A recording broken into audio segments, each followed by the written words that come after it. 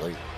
Welcome to a special presentation of ESPN, home of the College Football Playoff National Championship game presented by AT&T.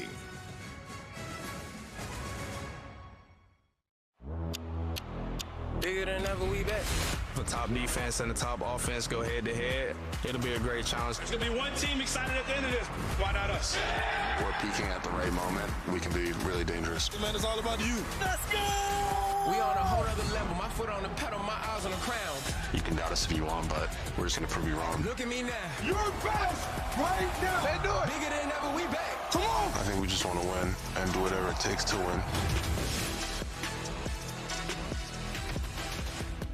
Welcome to Glendale, Arizona, and the CFP semifinal at the Verbo Fiesta Bowl. This is the Ram Trucks kickoff. A collision of two great stories. The resilient Rebels and Hurricanes have defied the odds. They've earned their spot in the desert to punch their ticket to the tropics in the national championship game in Miami a week from Monday. Ram Trucks Spotlight shows you how these teams each conquered a heavyweight in the quarterfinals to book their ticket here. Miami, an underdog against the defending national champions, made an early statement. Keontae Scott with a pick six. The Hurricanes defense dominant.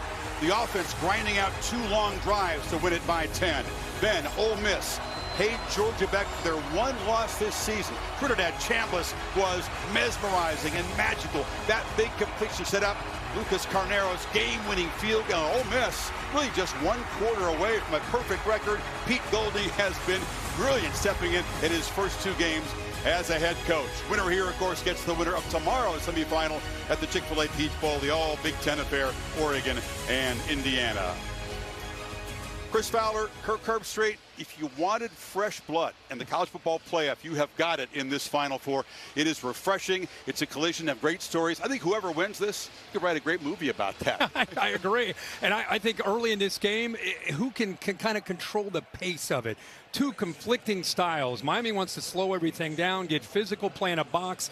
Ole Miss, of course, is all about the pace. They want to go as fast as they can and get as many snaps as they can tonight. Yeah, Miami wants to make it a low possession game. But Ole Miss's offense has been really hard to stop.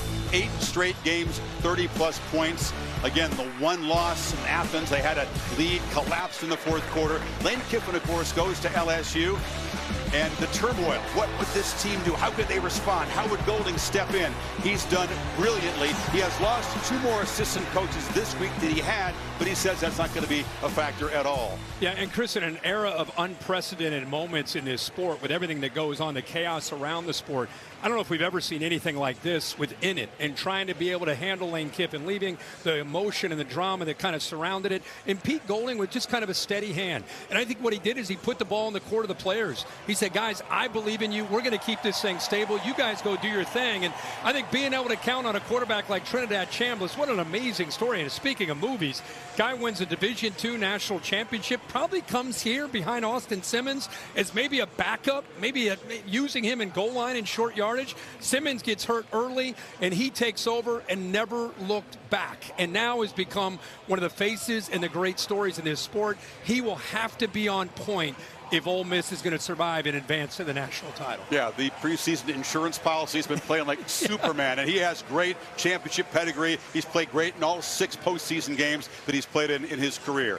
Meanwhile, Miami, Mario Cristobal, Kane alumnus, 2 stints as an assistant coach, comes back to get things right at his alma mater, and he's built it in the way that he always said he wanted to, from the inside out, physicality at the line of scrimmage. It's taken 4 years to really get this where he wanted it. Some people wanted it in year 1. He was patient. He built it the right way because he had to get strong at the line of scrimmage on both sides, and he's done that. That'll be a key tonight. And then he's got a veteran quarterback, even though he's in his first year. He's going to make his 42nd career start. Had a couple years at Georgia. Things didn't end the way he wanted them to end, and now he is in a position with a great defense to play smart. He'll have to do that against an Ole Miss defense that played him last year and played very well against him. They're going to have to control things by running the ball and setting him up to be in a good spot to make high percentage throws. He trusts his mind and his preparation. Both quarterbacks have a real sense of confidence that they can do what their job calls them to do tonight. And we'll see. If styles make fights, will it be that frenetic up-tempo game? Will it be a grinding physical battle? That'll tell the story. And we can't wait to see how it unfolds here in the desert. Public address announcer Jeff Munn to get us through the national anthem and the pregame festivities. Ladies and gentlemen, at this time, we now ask that you please rise if you're able and remove your hats in respect as we celebrate America with the playing of our national anthem. Please welcome Michael Trotter, a two-tour war veteran, and his wife Tanya, who make up the Grammy-nominated duo, The War and Treaty.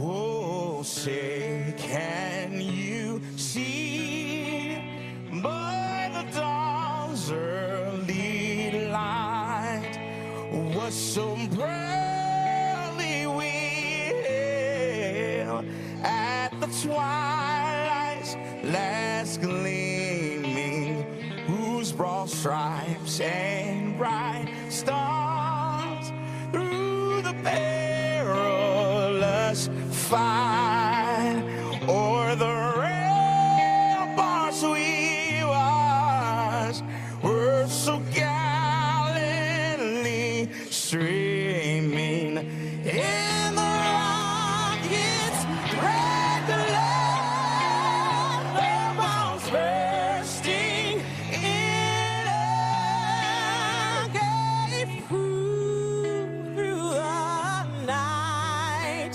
that our flag was still there, still there. Oh, say does that star-spangled banner yet wave o'er the land of the free and the home of the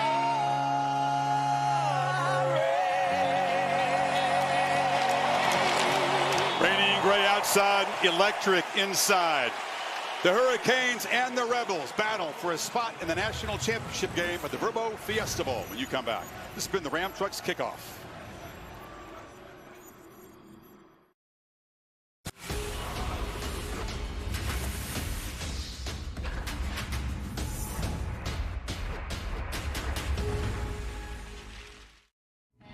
Few ever reach this point.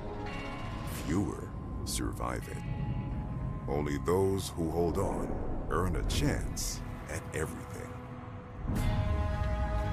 Once on the outside looking in, the Canes have proven to all they're here to stay. Tested from the inside out, the Rebels have turned uncertainty into strength. Hold on or go home.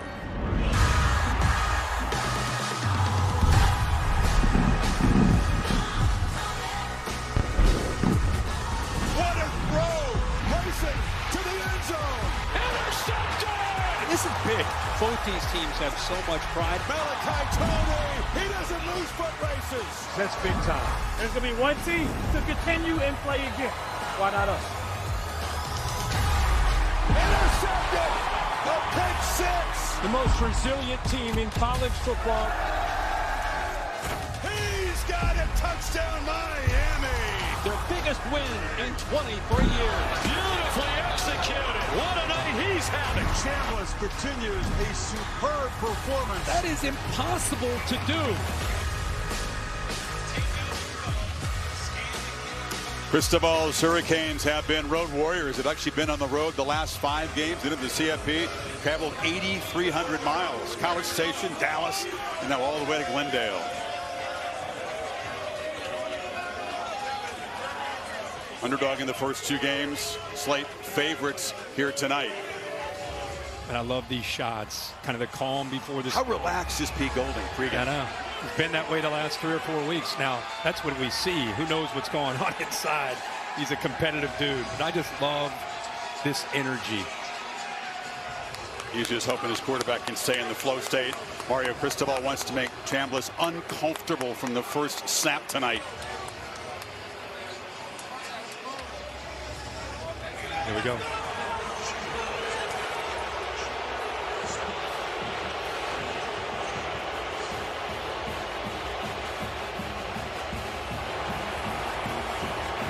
It's a slight crowd edge to Ole Miss. They've certainly been the more vocal fan base in the countdown to kickoff. Yeah, I agree. I hear a lot of Miami Hurricane fans here, but it does feel, I see a lot more red. Golding, of course, still calling the defense a lot on his platter. How has this small town Louisiana guy managed it? Maybe only he knows.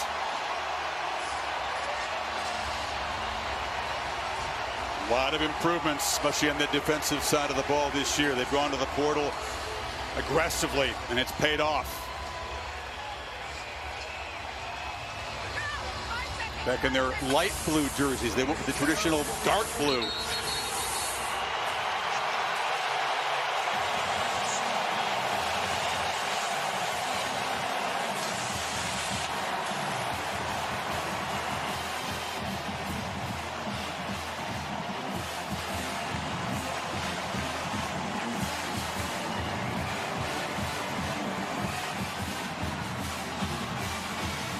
Very little has changed since Lane Kiffin departed. Golding has maintained the practice routine, the rhythm.